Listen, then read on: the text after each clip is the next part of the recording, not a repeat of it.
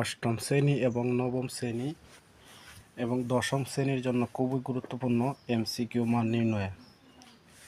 যদি এরকম থাকে x minus x by one সমান 5 হলে x square plus x square by ওয়ানের মান কত?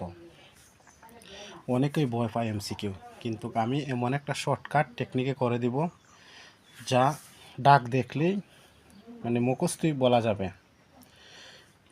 প্রথমে আমরা একটা টেকনিক অবলম্বন করা লাগবে, যেমন মাইনাস মান থাকলে যে মান থাকবে তার উপর বর্গ করে 2 যোগ করতে হবে। আমরা দিই এক্স স্কোয়ার প্লাস স্কোয়ার সমান 5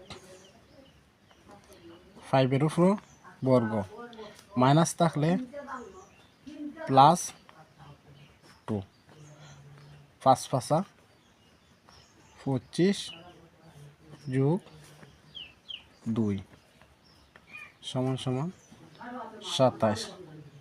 আনসার খুব সহজেই হয়ে গেল।